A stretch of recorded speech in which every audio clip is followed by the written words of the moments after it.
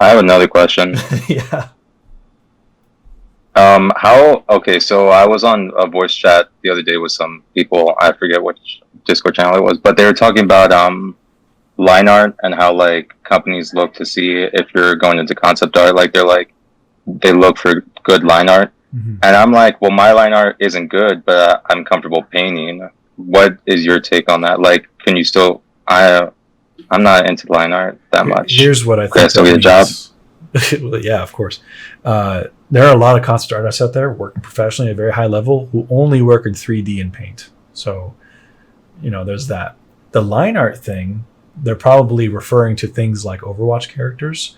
Not that you have to be a good, clean line artist, but you have to be able to delineate the forms and the different segments of whatever it is that you're designing, because the line is specifically controlling how the whole piece is, the design. And if the line art is like wonky here, everything else falls apart, right? So if you look at Q Fang's work for that, or Arnold Sang, the delineation, I think, is a better way to put it, of the sculpt of what it would be. No, I mean, yeah. And if you could do that in 3D and paint, then by all means, it's legitimate. You're a designer. You're not like a I have another question. Yeah. Okay.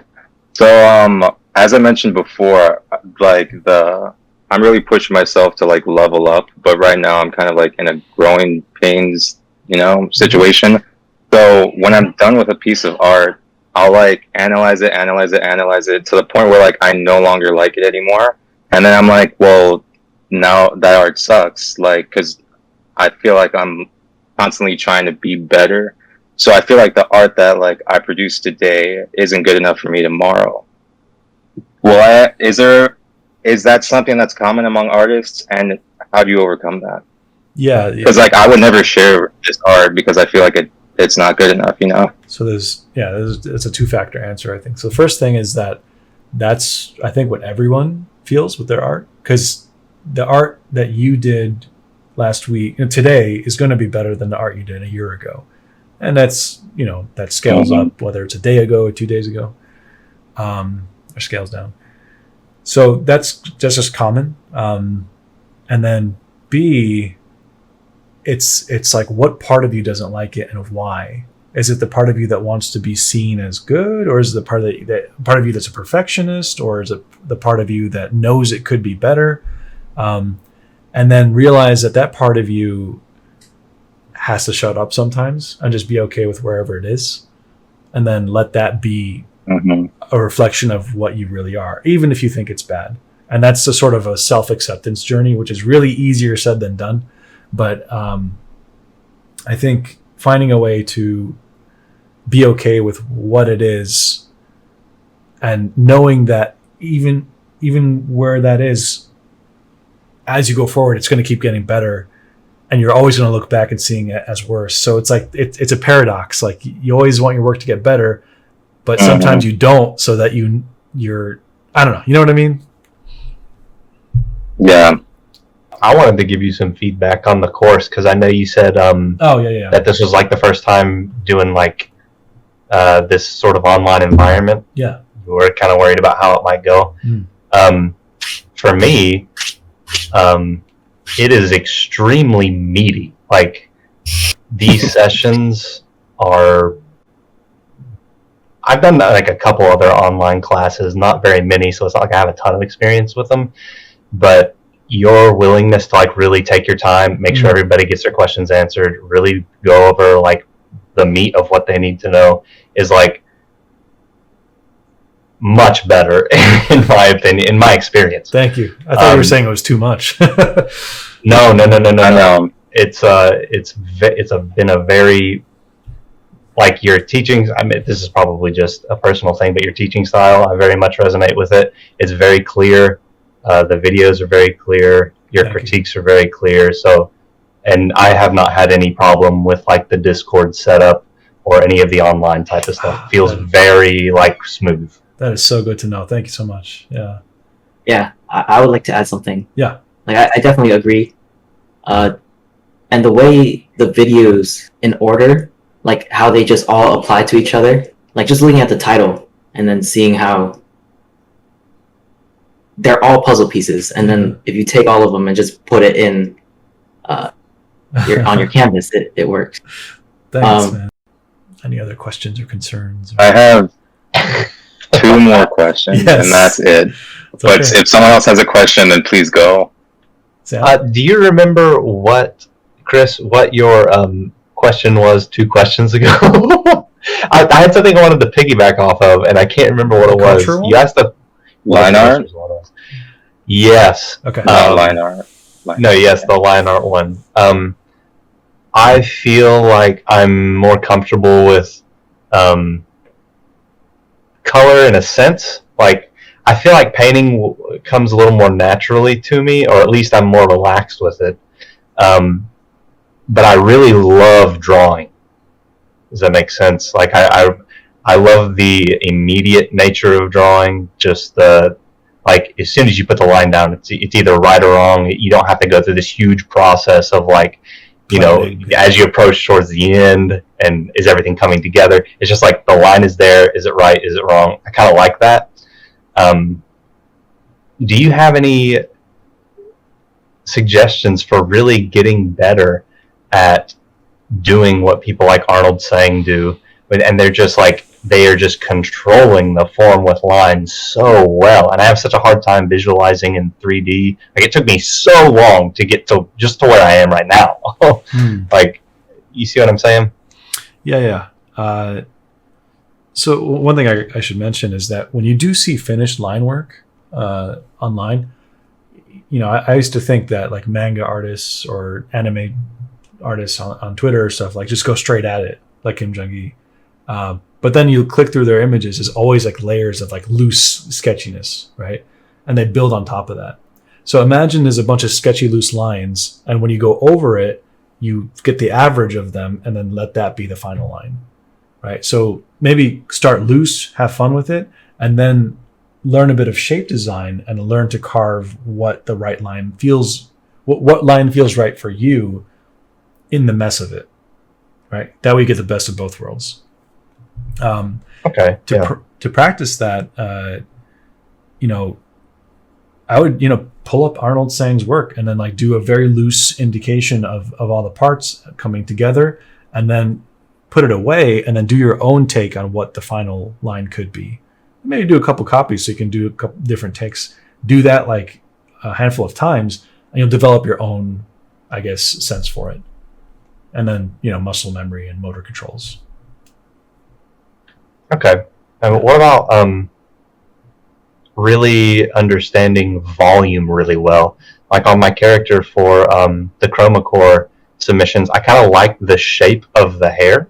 Okay. And I feel like it read decently as a volume. But if someone were to be like, okay, now take this character, like do a turnaround, it's like, oh my gosh, like I would have no idea where to start with actually being consistent with a shape that complicated in volume.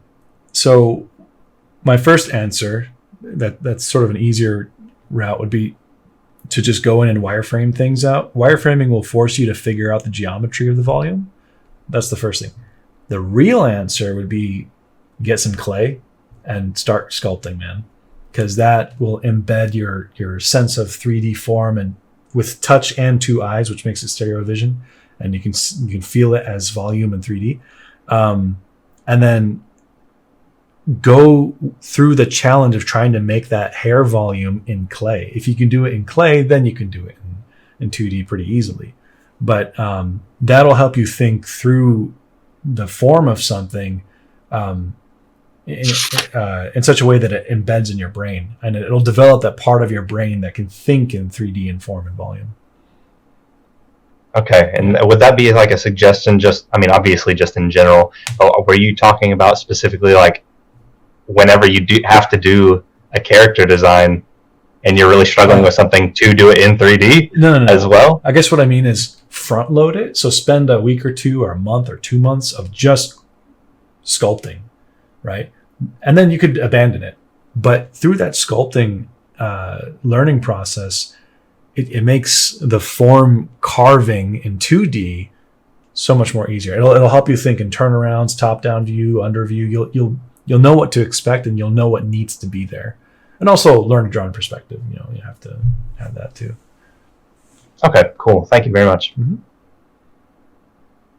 Okay, so I've been really trying to get into environments. So I just signed up with a CGMA course with Tyler Edlund, and he's like one of my idols, so I'm super good. But the first assignment is 2 value study environments, 3 value study environments, do these things. And I've done that so many times where I'm like, I feel like I'm not learning anything from these 2 value studies. If there is another approach, I mean, I'm still going to do it, but if there's another approach to learn environments, do you have any tips on learning environments? Yeah. So I think a lot of these environment painting classes, whether it's brainstorm or whatever, it starts off with the thumbnail stuff and then 2D or 2 values, and then turn that into a scene with a dragon in the background. That's great and all. What I would like, because I was thinking about building my own course for environments, but it would be from the ground up. You have to first get your perspective skills up to par, which I think you're the one who shared the perspective course on here. That's one. The other is more of like a sandbox thing. So imagine, I know this is going to be a little bit of a deviation from what they're having you do, but imagine you walk into a room, like your living room, right? It's empty. There's nothing there. But in 2 days, there's going to be a Halloween party there. What are you going to do to design that environment to match the theme of Halloween? Where's the light going to be? Is there going to be a skeleton statue in the middle? If so, how many lights are going to silhouette it, right? So you have to think about an empty space that doesn't exist and have it reflect some kind of theme, story, location, alleyway.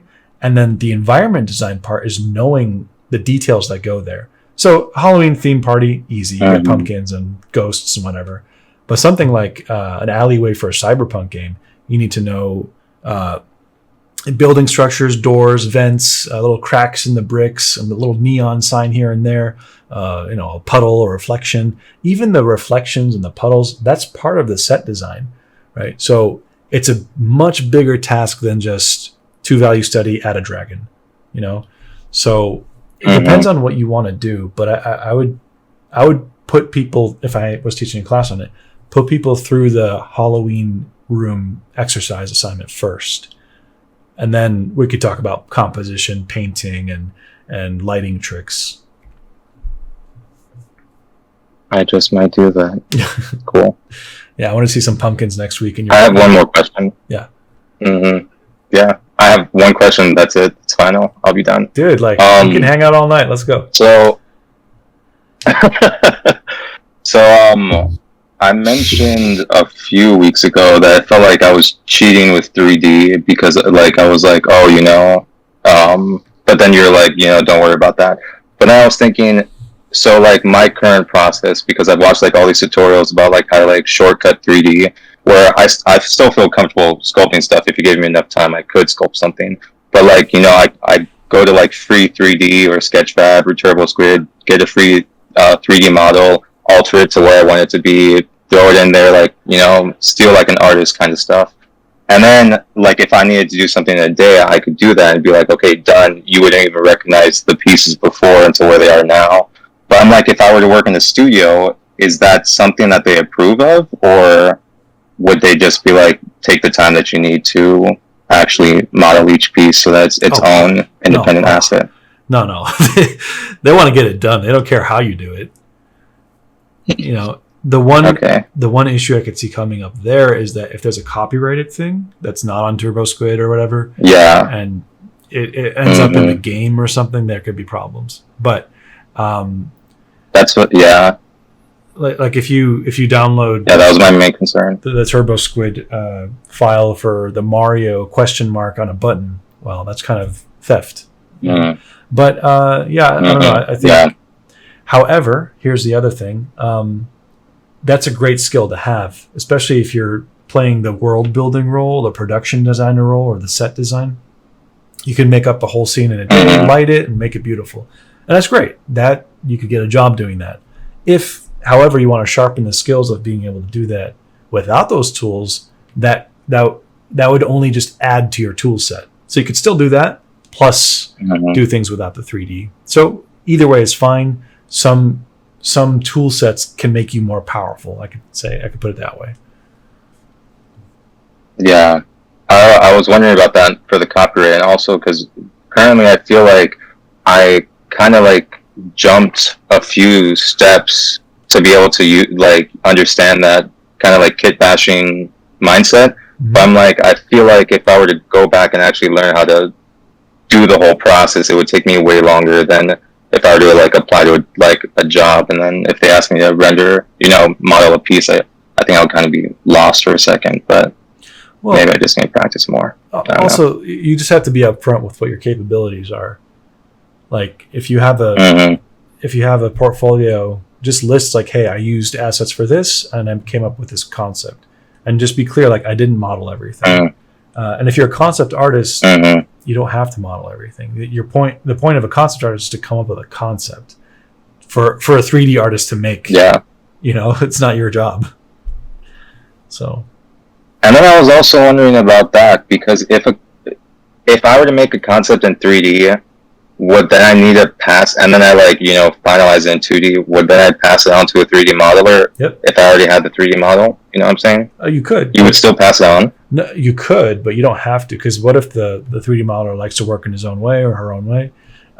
If you look at Raffaele Grassetti, he's a concept artist, but he does it in 3D, mocks stuff up, and then passes it off to the 3D team. And then they use that as reference for the actual asset. So, cool. Yeah.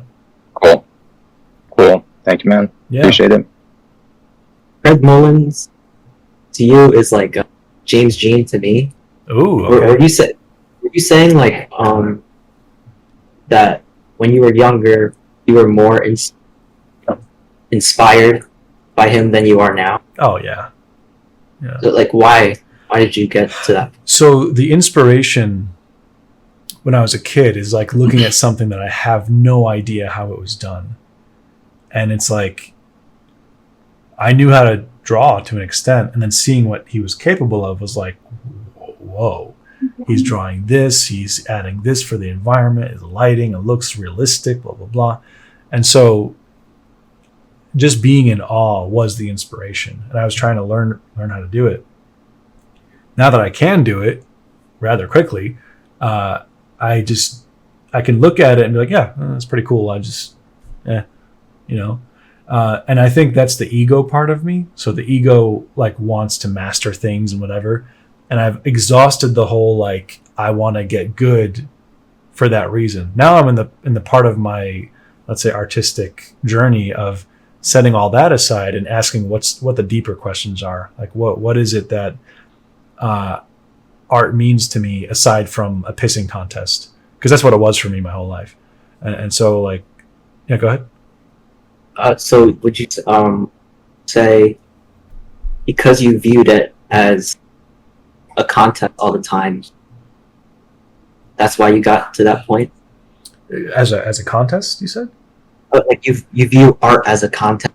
You want to get good. Yeah. And basically, how do you stay as a kid? Okay. How do you stay in awe? Yeah, so it was definitely a kind of a contest, but sort of below that layer, my whole life I was trying to compensate for low self-worth. Like I wanted to, growing up in an environment where I never had a good leader or validation or unconditional acceptance, I always survived by giving the world something so I could feel secure and safe. And for me, it was art. It's like, oh, if I do art, everyone at school is going to think I'm cool. Oh, all right, I'm safe. Oh, wait, there's better art there? I have to be better than that so that I don't lose my spot, right? And so it was a very toxic thing. So yeah, it was that. But now that that's out of the way, how do you stay a kid? I think as you exist from age 0 to wherever you are now, the world puts stuff on you. You're influenced by things. You're traumatized by things, and there's these many little like programmings that happen to you, right? And the way you view yourself, the way you view art, and that carries on. And at a certain point, you can stop and look back and question each and every single one of those things until you're back to being a kid again, right? So you have to undo a lot of the things. For me, it's undoing the whole toxic compensation thing, art as compensation. So when I move that out of the way, all that's left is like, oh, I love Power Rangers, right? And then being okay with that. Not that that's what the answer is for me, but that's an example. And so for whatever reason that you like James Jean, and he's much more of an emotional artist, and like it's like he's spilling his emotions into his work and letting it flow. It's beautiful. If you watch his interviews, he kind of talks about that kind of stuff, as well as like David Cho. I love David Cho. Yeah. My friend's been trying to get me to watch his new show, The Cho Show. Yeah. So like, be influenced by that stuff, I think is a good way to connect with your inner child. And if you do have like more blocks and stuff, like therapy is really helpful. There's so much that the world puts on you that you can move out of the way to clear the space to decide and choose for yourself what you put in front of you on the canvas. Oh, Sam does art. I just been watching him pretty recently. Yeah. And like he has like a sketchy like feel to it. Like, how do you incorporate that and keep it still read as like a finished thing? Right. So remember earlier I did that demo of draw the sphere or paint the sphere in like 4 brush strokes. Mm-hmm. If you can take something complex like one of Sam's portraits, you could probably take it way further with way more complexity. But he distilled it down to only what's necessary. And that's like, as just the very nature of doing just what's necessary is going to keep it sketchy or loose, right? Because let's say like, in his drawings, you'll have like the form and the color and the lighting, and then that one pencil stroke that's like kind of holding this part together. That pencil stroke could have been this way, that way, slightly more this way, pushed up a little bit that way. It's this sketch and it's fine, right? So it would be that you need to know how to do things slowly and with complexity, then distill it down to simplicity. And the more you do that, the looser it'll look, the quicker it'll look, and the more it'll look like just you're writing a sentence out. It's just that natural. Yeah. Okay, that makes sense. That brings to mind an interesting thing that I've recently been thinking about, because someone mentioned splash art, where I was thinking if I were to attempt splash art, like I was recently watching a TCK video. I don't know if anyone knows him. He's like super good. Oh my God. He's amazing. He was like he has like illustration and broken up into parts on YouTube. Each part's like 3 hours, and it's like 15 hours in total. Where for me, if I were to try this illustration, I would probably feel like it was finished after 5 hours, and then I wouldn't know. Like I would be like, if I touch it again, it's just gonna be messed up. So how do you is there a method to surpassing that? Mm-hmm. First of all, Thomas is crazy. He's one of the best artists I know. Yeah. Did you see his Bloodborne 2 stuff? Yeah, he's What is that chart? I know, right? Yeah. So yeah, okay, think of it this way. You can look at art as something that you kind of express, and it's an expression, and you piece some of the pieces together, and it's an impression of what you want to say, and it feels finished, right? I tend to be that way. Or you could be more of an architect. We're like, well, no, I have to make sure we got to set this up here, spend a couple days on that part, and then we know that we have to build this part, and we'll do that on Tuesday. And then you put that together, and then you kind of watch it form together like a building, look at it from a different angle. I can't do that. Actually, that's something I want to learn how to do, because I'm like quick. I just want to get it done. I think you just have to like be obsessed with that kind of thing and just love it. And it's so interestingly enough. So do you guys know Colin Firth? He's a YouTuber. He's a British dude, hilarious. He's an engineer or something, and he has such a funny Joker personality. But he likes to build things. He built like a hover bike that actually works. He built like magnetic shoes, and then he built this cool swing in his backyard for his kids. Recently, he has a series, it's 4 parts out right now, where he's building a tunnel in his backyard, and then it looks like it's a fully manufactured, like professional thing, because he has a bunker in his backyard underneath the yard, and he's building a tunnel from that to the shed to his house and then up. And it is taking him over a year. And when you're watching the video, it looks like it's just 17 minutes, right? And so my friend was here, we were watching that, and he's like, dude, I get so impatient with my 3-hour sculpt, and this dude is spending years just to set up the framework of the tunnel, right? So if you can somehow think about that and get in the mindset of the long haul, of like knowing that there's a certain result if you put the pieces together carefully and slowly versus a quick shebang, then you'll be able to do what Thomas is doing. Interesting. Yeah. Well, Has anyone watched Bo Burnham's Inside yet? Not yet. Heard good Okay. things. Like you were talking about like doing something for a year. So his entire like special that he just came out with, he spent an entire year in one room, like basically creating a new comedy special. And you can, as you watch the special, you can see like his mental health start to like decline. Wow. So I think maybe like if you try to figure out if you're that type of person, if you can do a long haul kind of thing, spend like 1 or 2 months on something and then see if like your mental health is, still the same. And then if it's better or if it improves or if it's worse, then, that's kind of like an immediate answer. But I was like, that's what I've been thinking about a lot. I was like, holy crap, I can never work on a piece of art for 1 year. Wow. I just go crazy. yeah. Like for me, interesting that now that you mentioned that, like I guess before I would have felt this pressure and anxiety to work on something quickly and not spend a week or a month on something because I need to prove myself now.